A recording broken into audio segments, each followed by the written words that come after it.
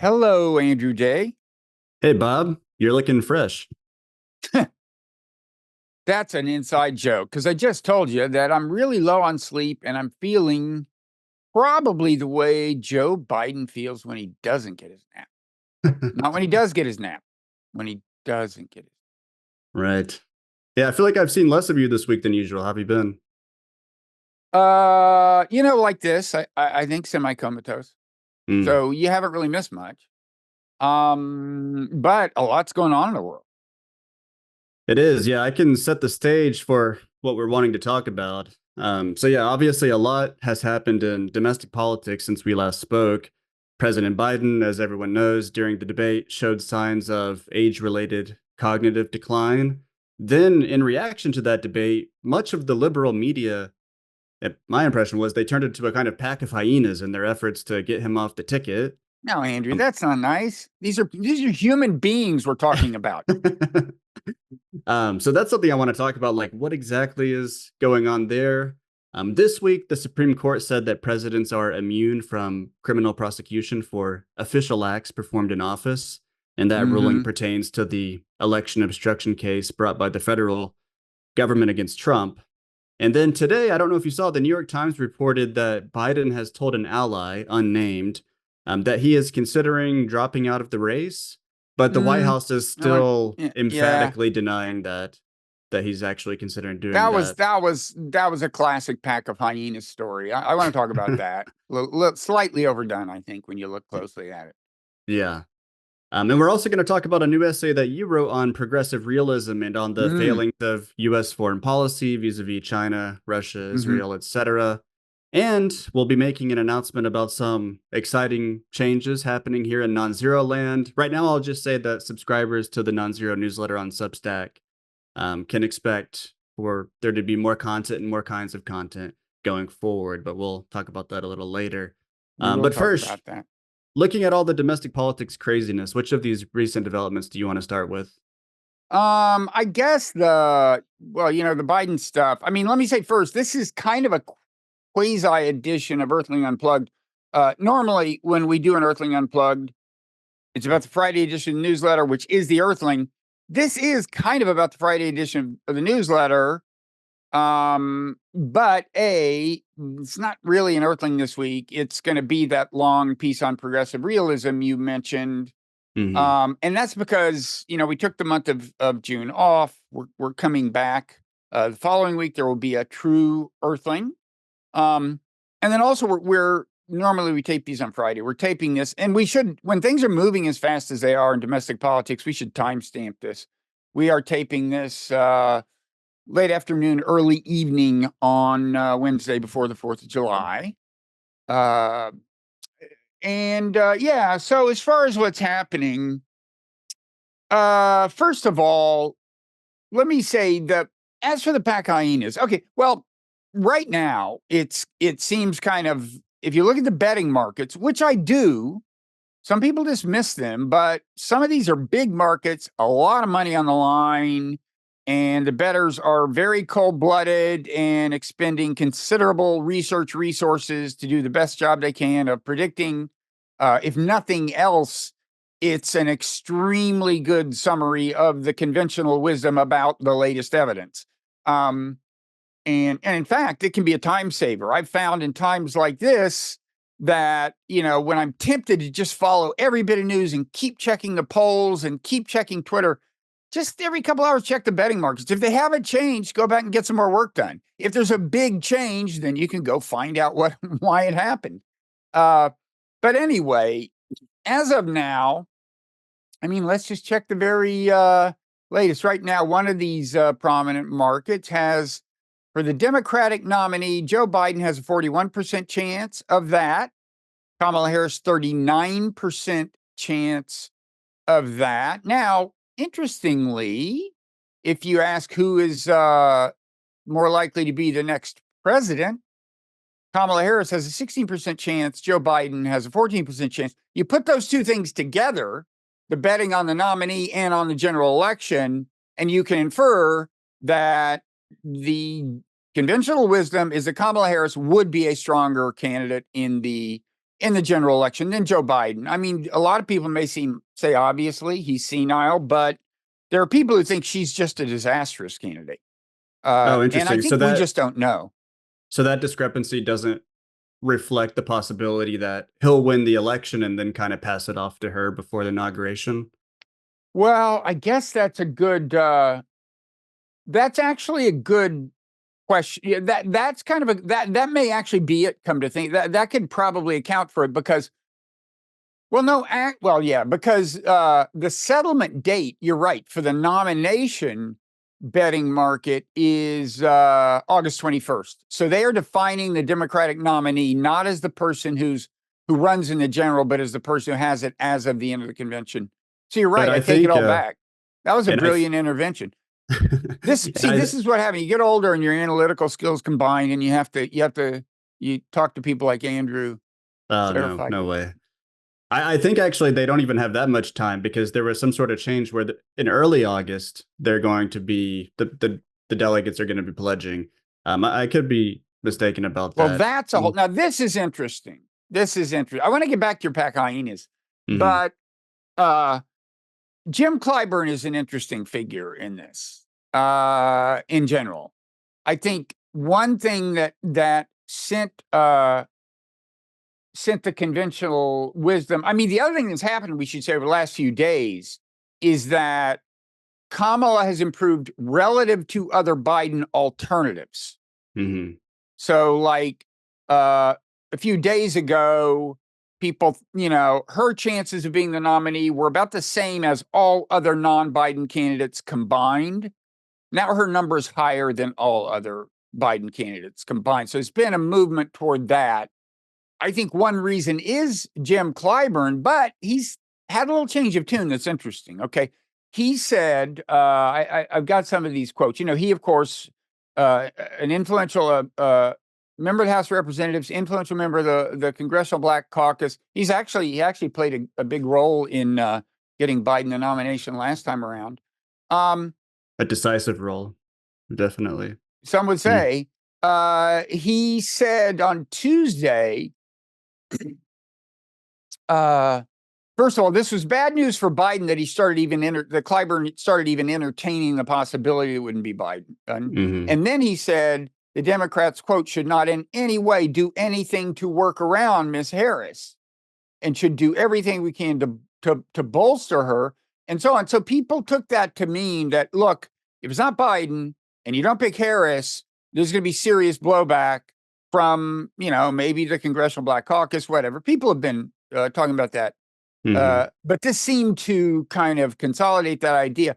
But then today, he started talking about how this gets to your point that oddly, the Democrats had long planned to have like an online vote by the delegates in late Mm-hmm. July, early August, because there's one state, Ohio, that required that it had to certify the nominee by early August or something. Now, I've heard that that's actually no longer true and they no longer have to do it, that Ohio changed something. But in any event, that's still apparently the plan. And in fact, the Biden people, as of a few days ago, were embracing that as a way to cement him, his nomination early. Mm-hmm. But now Clyburn on CNN, I think today, started talking about how that vote, if it's not Biden, that virtual vote, that online vote could serve as a kind of a mini primary. I think that's a quote from him. Well, the question was about that. They said, should there be a mini primary between several candidates if it's not Biden? And he said, well, I think we're going to have a mini primary leading into the convention. And he started talking about that Ohio thing, the vote that all delegates are going to have because of the Ohio thing. And he Mm-hmm. said, you can actually fashion the process that's already in place to make it a mini primary. And I would support that absolutely. We can't close that down, and we should open up everything for the general election. My understanding is there's 700 uncommitted delegates, and of course there are delegates who are pledged. It would seem to me that if any one of these people who aspire to be president, who would like to see a contest taking place, look at those 700 delegates who are now uncommitted and get into action. So And then when pressed, his people or him kind of walked that back a little, saying, no, wait, we're not saying this, we're not saying that. But he's sticking with the basic idea. I think that's very interesting I, because, okay, go I, ahead. I think I don't quite understand the idea. So these 700, these are like the unpledged super delegates. And what he's suggesting is you could have this, like, as some people have been saying, this kind of speed dating mini primary involving whoever wants to throw their hat in the ring. And then these super delegates will vote in such a way as to reflect the voters' choice. Well, maybe we should ask the web, how many Democratic delegates are there total? I I think it's took, like 4,000 or something. I mean, in some places, he's definitely talking as if this would be determinative. You're right, it is something like 4,000. So I don't know. I think those are the super Okay, delegates. no, but here's Mhm. what he says. He says there's 700 uncommitted, and of course there are delegates who are pledged. In other words, the other 3,300. Yeah. And he's saying if he were, well, okay, he says that if you're a candidate, you should look at those 700 delegates and get into action. But obviously, the only reason to start talking to them is if you think the thing is going to be thrown open. Yeah. And then later he says, well, look, even if, even if it's Kamala, we'll be looking for a vice presidential candidate. So this would be useful for that, kind of a beauty pageant for that. Fine. But I just think what would be best for the party is to turn all the delegates, if Biden does bite the dust, which I encourage, turn all the delegates into kind of, super delegates. Hmm. It would be like an old fashioned convention where they're all free to vote for whoever they want. And you have these relatively knowledgeable party elites, elites in the broad sense. Some of these people are union leaders, some of these, but they're active in politics. Hmm. Um, and they uh, they ask themselves, well, who can beat Donald Trump? I think that's the question most of them would ask, and that's what the party needs to ask. Yeah, I mean, I think the best thing would be the mini primary part where people can actually go vote and they just quickly put together some debates and whoever wants to throw their hat in the ring can do so. And then maybe the second debate, they condense it down based on polling numbers and stuff, because that's going to take a lot of media attention away from Trump. It's going to inject some energy that's really needed on the Democratic Yeah, I Party mean, side of things. I don't know if there's time for debates, but I had thought it's funny before this whole story broke. I was thinking, if Biden leaves the stage, why doesn't the party just have a series of things that technically they call straw votes, right? They're Hmm. online. And first they say to the delegates, just name your candidate. We're not even going to give you a menu. Name your candidate. Next round, maybe it's top 4 vote getters or top 3, and then one for top 2, whatever. Like they could do this. And they really need to think about this because let's face it, there are stronger tickets than a ticket with Kamala Harris at the top. And if they really believe the prospect of a Trump presidency is so dire that they're going to push Biden off the ticket, well, they should get serious about defeating Trump Hmm. and think about it. And maybe Kamala Harris would survive that process. Who knows? But it should be a systematic process. And there was a Uh, CNN poll indicating that she does better in a head-to-head matchup against Trump than any of the Democratic alternatives, including Biden. He did the worst in that particular poll. yeah. Well, of course, she has more name recognition than them. So I don't know exactly what that means. You could, on the one hand, have people who who say that they would vote for Gretchen Whitmer, but are really thinking anybody but Trump, and they don't know who she is. And then they see her and they don't like her and they change their mind. And you could have people who are saying, I don't even know who she is, so I'm not going to say I'd vote for her. It could work in both directions, but I don't think it means much that Kamala Harris did 2 percentage points better than these people. And yeah, you're right. She's got name recognition. She's also the only one who's been vetted on a national level. But that process wasn't very good for her. I'm kind of skeptical that there would be a big backlash from African Americans if she was passed over. I mean, she did horribly. She didn't get any delegates when she ran for president last time, against Biden. Even Tulsi Gabbard got a couple. I don't want not to, demean her, but she's obviously very much outside the establishment, and she was able to get two, I think. I don't think Kamala Harris got a single one. Um, No, I so think It's weird the way she actually got on the ticket, I think. But first, Biden said, I'll pick a woman for vice president. And I personally think if you look at the timing of that, that was designed to head off a Me Too blowback from this story that was just bubbling up about this woman who was accusing him of something or other, whose credibility later came into doubt. And if I'm remembering the sequence correctly, then George Floyd, the protests happened, and it was more like, well, we really probably need a person of color. And so Hmm. then it had to be, then his options were very narrow, and I think Kamala is the result of that. But um, anyway, sorry, go ahead and. Well, maybe we could talk about this pack of hyenas thing. What I'm curious about is, obviously during this debate, it was very difficult to watch, and Biden was clearly struggling. But the reaction from like the New York Times and other members of the liberal media was a little surprising to me. And I feel like there's kind of two possible explanations or interpretations. One is that all these people watching the debate realized how impaired Biden is, and then started talking about it. And the other option is there was what's called like a preference cascade, where everyone kind of already thought this and wanted to say something about it, but they were kind of withholding, their honest preference or their honest analysis. But something about this debate, it was like this inflection point where everyone realized, oh, I can say what I realize everyone else is also thinking what I'm thinking, so I can say it Mhm. now. Which of those do you think it was? Maybe somewhere in between them. One thing I'd say, I mean, the media's been accused of like hiding, by people on the right of hiding the truth about this and everything. If I recall correctly, there was at least one wave some months ago of of the liberal establishment, whatever you want to call it, of some voices in the establishment trying to call attention to this issue. I remember reading a couple of pieces in the New York Times and thinking, "Oh, it's Biden's too old week." They really Hmm. there was an attempt to get that out there, and it didn't have legs. But I do think there have long been people, and there are specific political analysts who raise the issue, like David Axelrod and what's his name, the Raging Cajun from Clinton's era.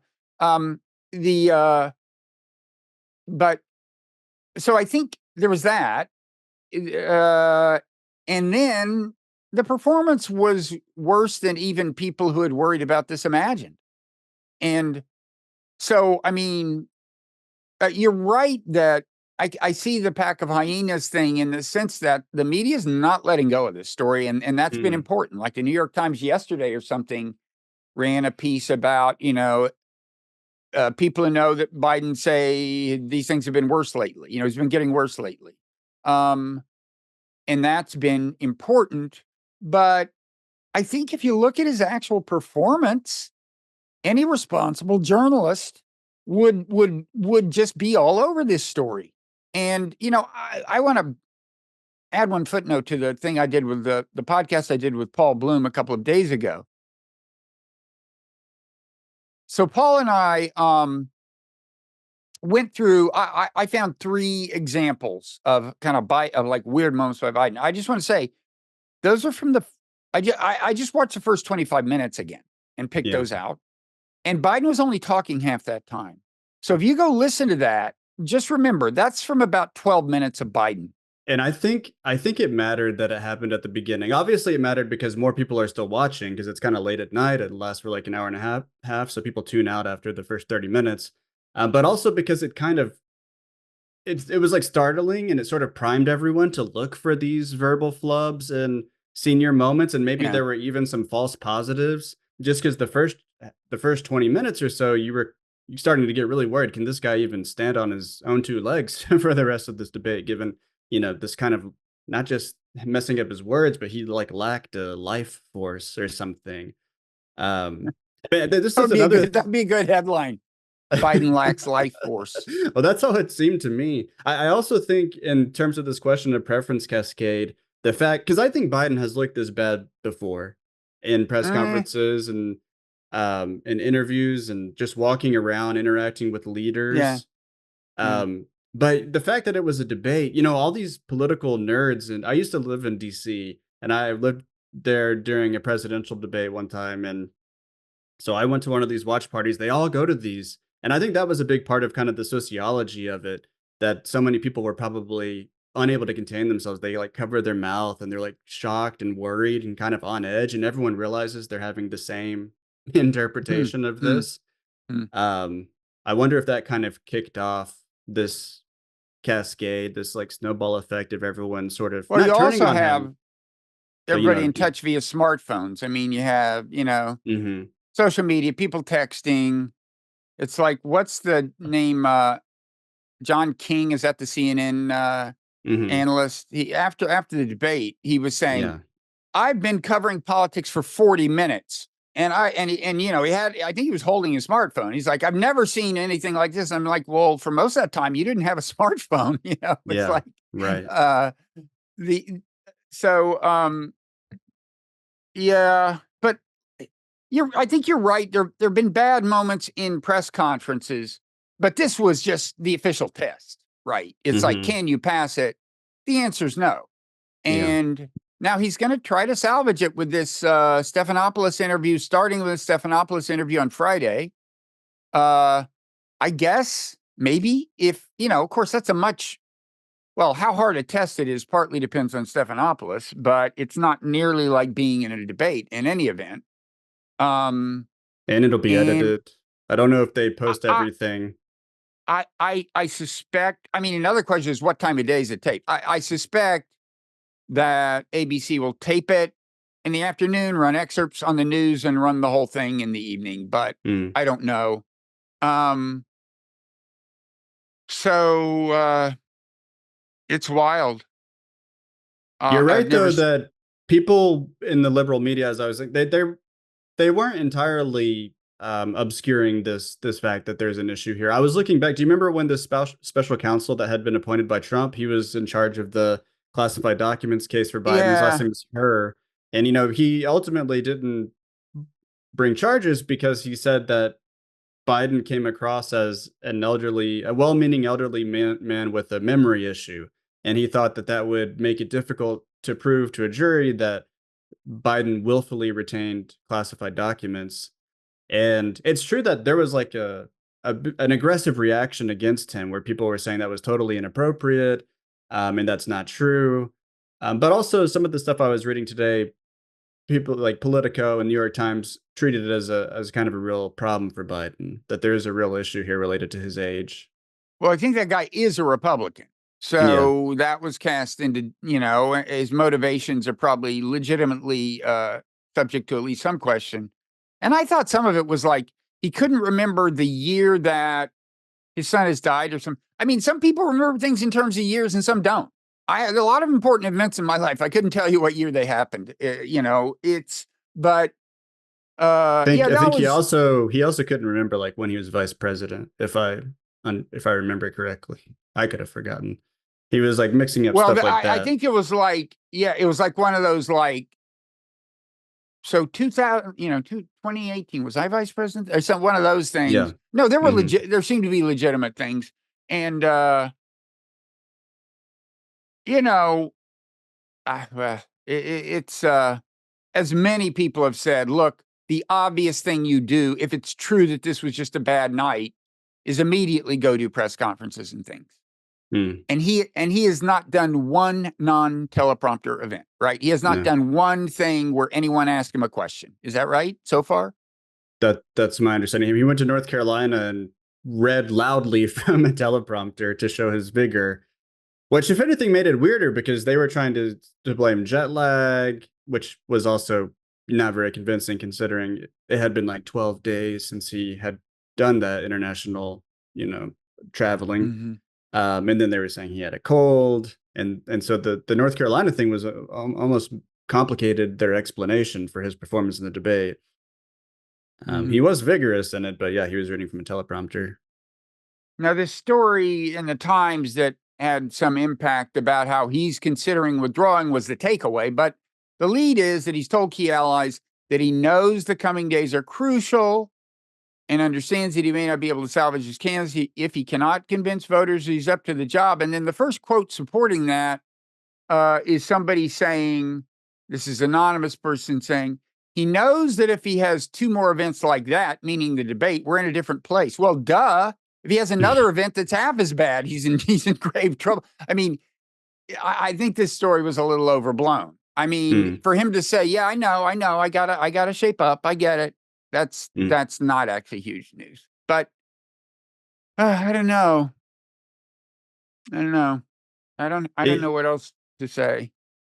yeah. I mean, I saw Texas Representative Lloyd Doggett came out and said that he should step up Hmm. to, he should Hmm. drop from the ticket. That's actually, I think, probably kind of a big deal. Like that, he's like an It's elder statesman. He's been a Well, he's representative the for a first very member long of time. Congress who's a Democrat who's called for him to drop Yeah. out. Absolutely. And Nancy Pelosi said something like, "Well, it's a legitimate question. Was this an event or a condition?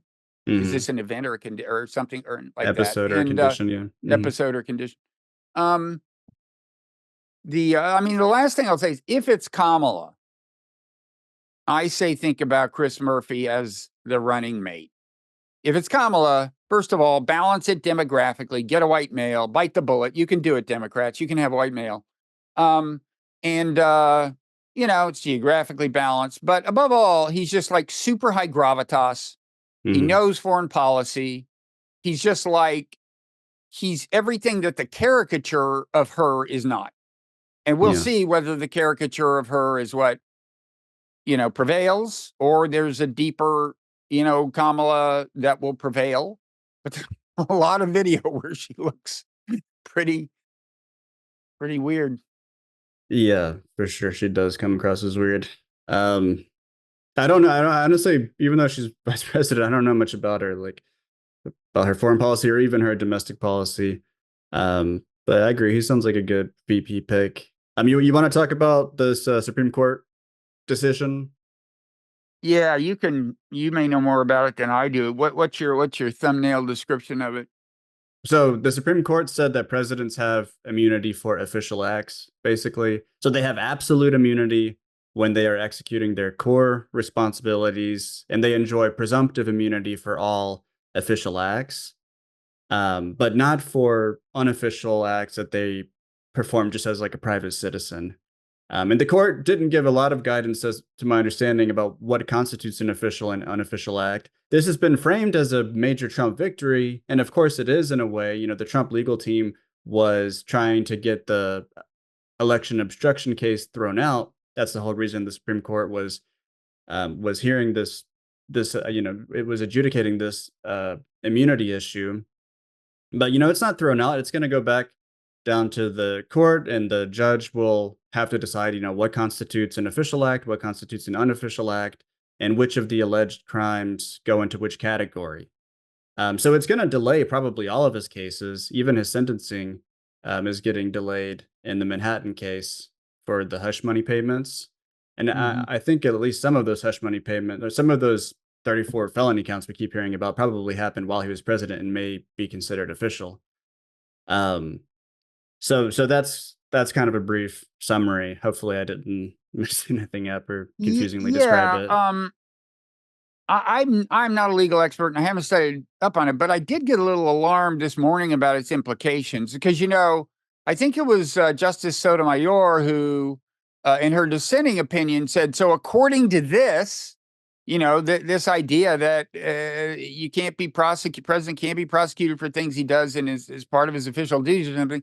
According to this, he could have a Navy SEAL assassinate a political rival. And because he's a commander in chief, giving the order to the Navy SEAL would be an official act.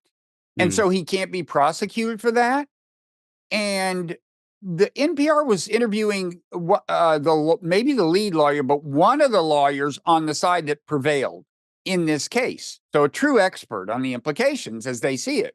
hmm. And this guy was confronted with that scenario. And I thought he was going to reassure me by saying, no, no, no, the president, then he could be prosecuted. But what the guy said is, well, that's not a problem because of things like, the Uniform Code of Military Justice. It wouldn't be legal for the SEAL to carry out the order. I'm like, well, wait, we're not asking if the SEAL can be prosecuted. Yeah. If you don't think Donald Trump can find someone somewhere in the military who will kill anyone he tells them to kill, you don't understand the current situation in America. And this guy was not denying that, yeah, Trump could do that and you couldn't prosecute him for it. Now maybe No, I think the other thing he'd say, well, the remedy is impeachment. Well, first of all, uh, as we've seen, now maybe if he actually did this, that would transcend a partisan affiliation and he'd get impeached.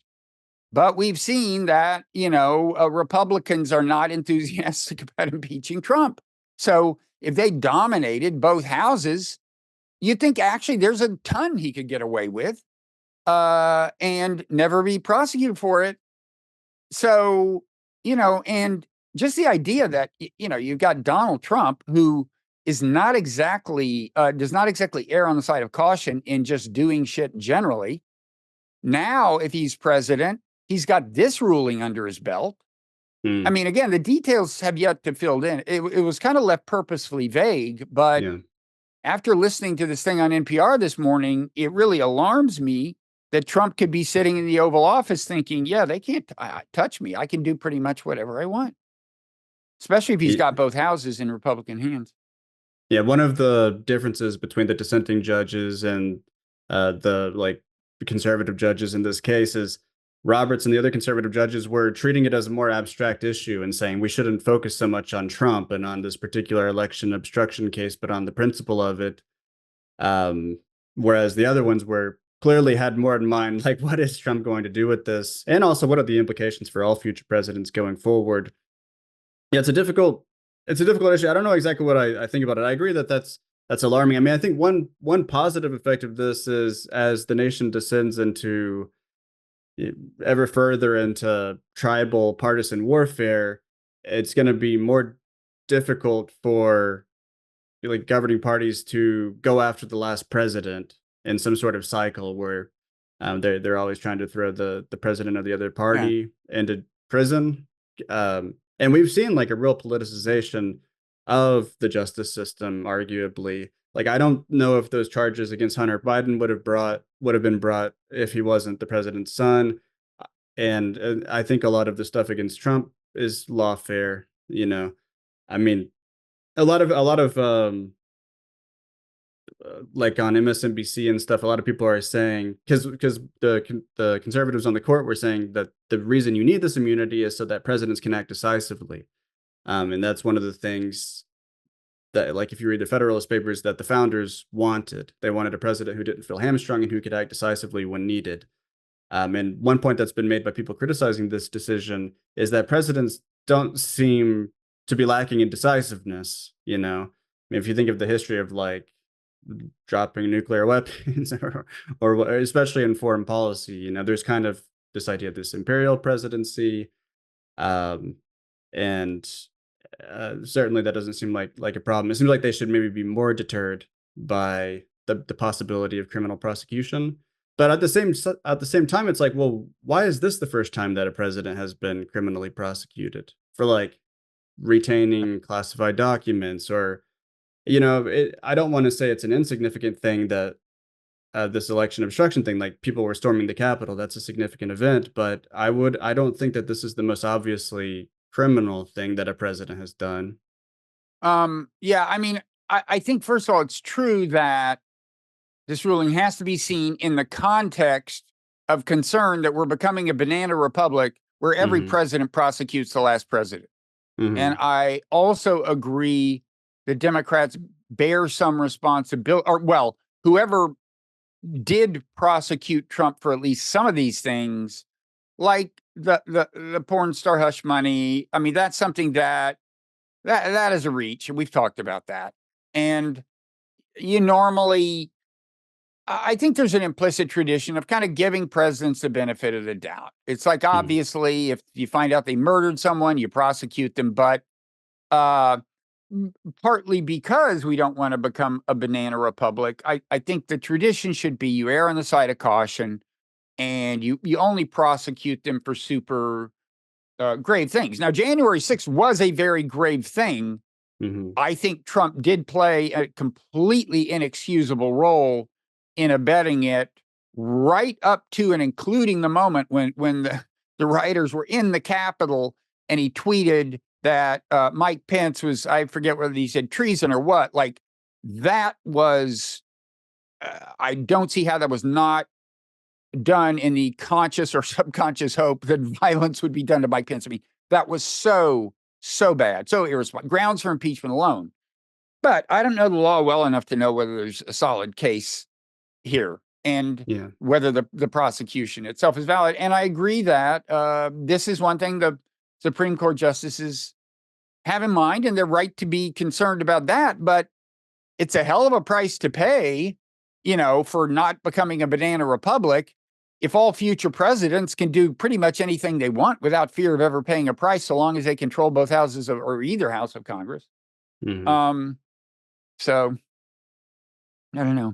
Yeah, I mean, I will say that,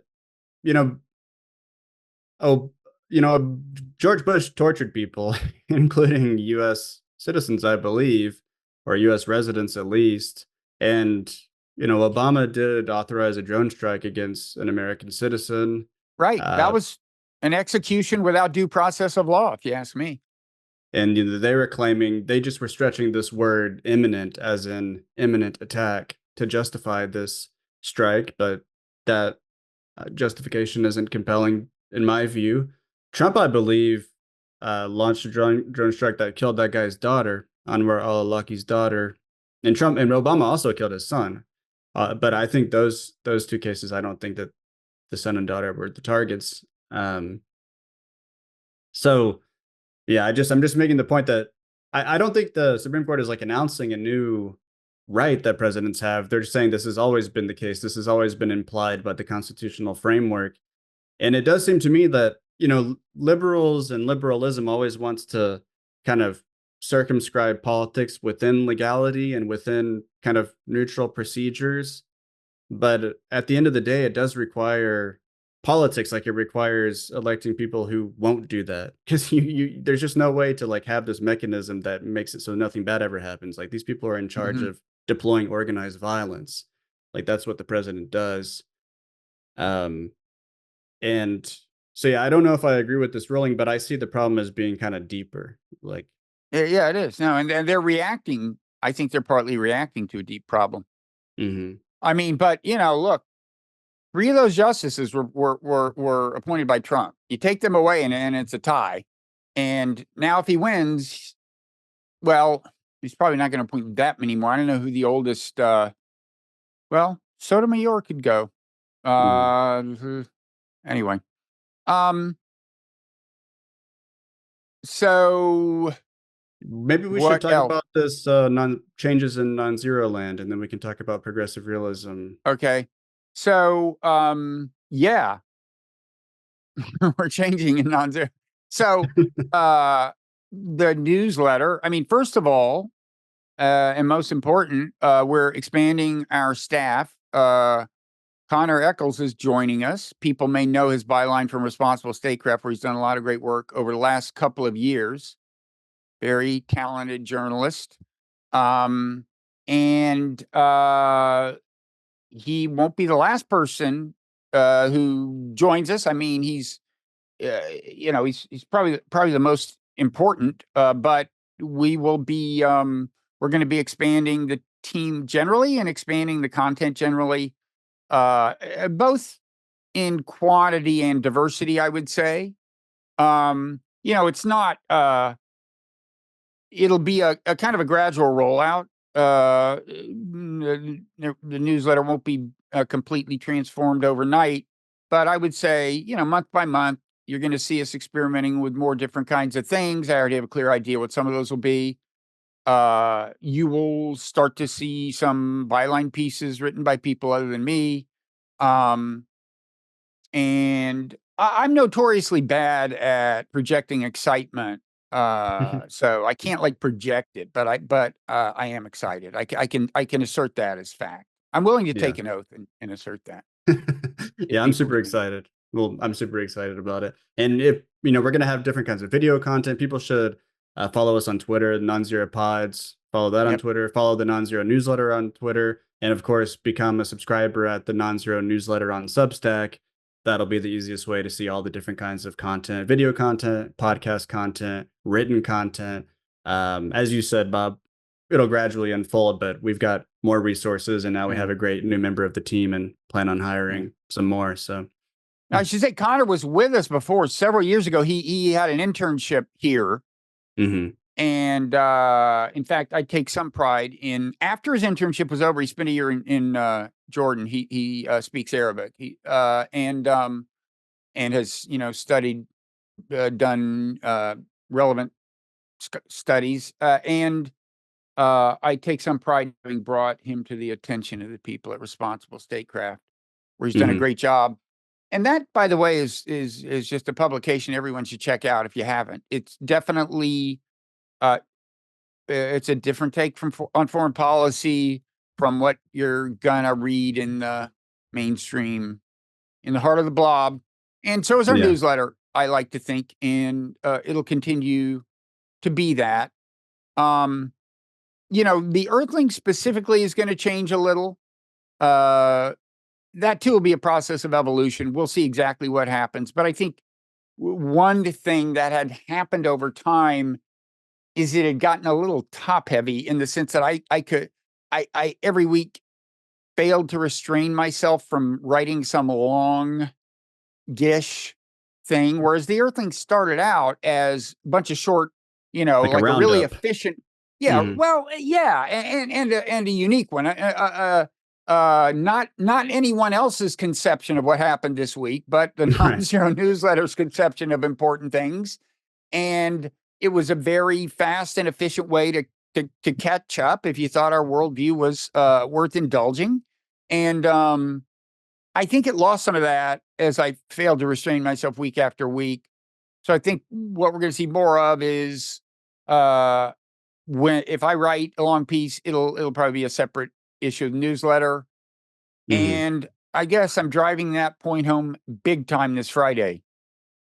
This is a long piece. Yes, it is. This Friday on progressive realism. Now, are we doing the paywall this week? Let's move into overtime. Sure, and let's talk about foreign policy there. What more tempting bait? If you're trying to get people to sign up to become Nonzero Newsletter members, paid subscribers, who alone have access to the overtime segments of the podcast, what better bait than to tell them that we're going to talk about my epic essay on progressive realism. Yeah, it's going to be very academic. Imagine.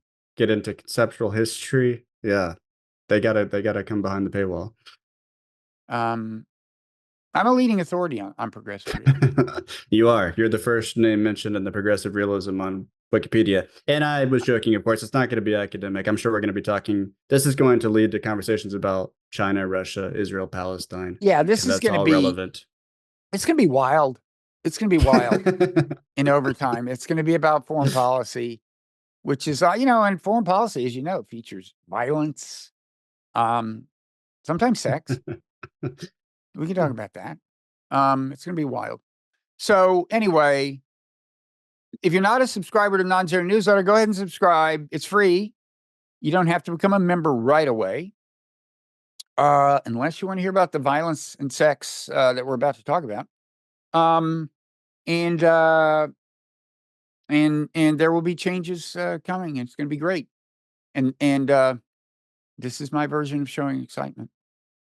Yep.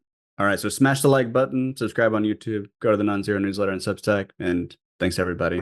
Rate and review, and we'll whether you're going to follow us into overtime or not. Thanks, and we'll see everyone soon. This was a free preview of Earthling Unplugged. To unlock the rest of this conversation and other exclusive audio content, become an NCN member at nonzero.substack.com.